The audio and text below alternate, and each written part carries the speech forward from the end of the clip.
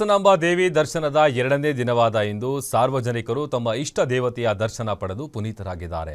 ಜಿಲ್ಲಾಡಳಿತ ಕೂಡ ಭಕ್ತರಿಗೆ ದರ್ಶನ ಒದಗಿಸುವುದರಲ್ಲಿ ಯಶಸ್ವಿಯಾಗಿದ್ದು, ಹಾಸನಾಂಬೆ ದರ್ಶನೋತ್ಸವಕ್ಕೆ ಇನ್ನೂ 13 ದಿನ ಬಾಕಿ ಇದೆ.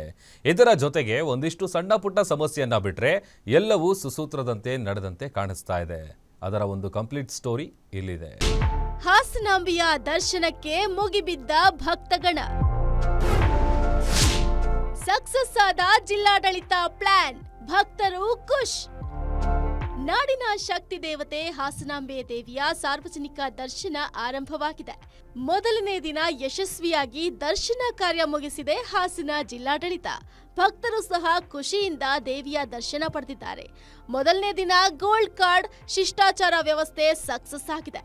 ಹೌದು, ನಾಡಿನ ಶಕ್ತಿ ದೇವತೆಗಳ ದೇವಾಲಯದಲ್ಲಿ ಒಂದಾದ ಹಾಸನಾಂಬೆ ದೇವಾಲಯದ ಗರ್ಭಗುಡಿ ಬಾಗಿಲು ನಿನ್ನೆ ವಿದ್ಯುಕ್ತವಾಗಿ ತೆರೆದಿದ್ದು, ಇಂದು ಬೆಳಿಗ್ಗೆಯಿಂದ ಸಾರ್ವಜನಿಕರು ದೇವಿಯ ಜೆಡಿಎಸ್ನ ಶಾಸಕ ತನ್ನ ಕಾರನ್ನ ನಿಲ್ಲಿಸಿ ಜಿಲ್ಲಾಡಳಿತ ಮಾಡಿದ ಪ್ರೋಟೋಕಾಲ್ ವಾಹನದಲ್ಲಿ ಕುಟುಂಬ ಸಮೇತ ಬಂದು ಪೂಜೆಯನ್ನ ಸಲ್ಲಿಸಿದ್ರು.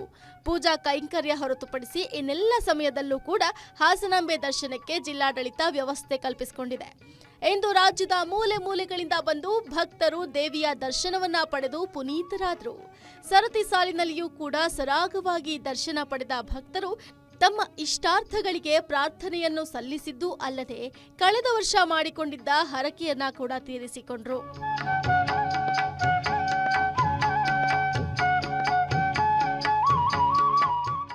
ಇನ್ನು ಹಾಸನ ಜಿಲ್ಲಾಡಳಿತ ಈ ಬಾರಿ ಹೊಸ ಪ್ರಯೋಗಗಳನ್ನ ಮಾಡಿಕೊಂಡಿದ್ದು, ಜಿಲ್ಲಾ ಉಸ್ತುವಾರಿ ಸಚಿವ ಕೃಷ್ಣ ಬೈರೇಗೌಡ ಅವರ ನೇತೃತ್ವದಲ್ಲಿ ದರ್ಶನೋತ್ಸವ ನಡೀತಾ ಇದೆ. ಈ ಬಾರಿ ವಿಐಪಿ, ವಿವಿಐಪಿ ಟಿಕೆಟ್ಗಳಿಗೆ ಕೋಕ್ ಕೊಟ್ಟಿದ್ದು ಗಣ್ಯರನ್ನ ಮಾತ್ರ ಗುರುತಿಸಿ ಗೋಲ್ಡ್ ಕಾರ್ಡ್ ವಿತರಣೆ ಮಾಡಲಾಗಿತ್ತು. ಪ್ರತಿದಿನ 1,000 ಪಾಸ್ ಮಾತ್ರ ನೀಡ್ತಾ ಇದ್ದು, ಇಂದು ಕೂಡ ಗೋಲ್ಡ್ ಪಾಸ್ ಪಡೆದ ಗಣ್ಯರು 7 ರಿಂದ 10 ಗಂಟೆವರೆಗೂ ದರ್ಶನ ಪಡೆದರು. ಅತಿ ಗಣ್ಯರಿಗೆ ಪ್ರವಾಸಿ ಮಂದಿರದಿಂದ ನಿಯೋಜನೆಗೊಳಿಸಿರುವಂತಹ ವಾಹನಗಳಲ್ಲಿ ಬೆಳಿಗ್ಗೆ 10:30 ರಿಂದ 12:30 ದರ್ಶನಕ್ಕೆ ಅವಕಾಶ ನೀಡಲಾಗಿತ್ತು.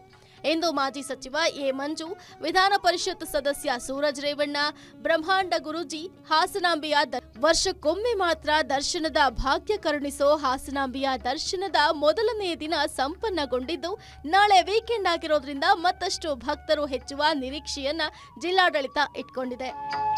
Chetan Channarayapatna, guarantee news, Hassan.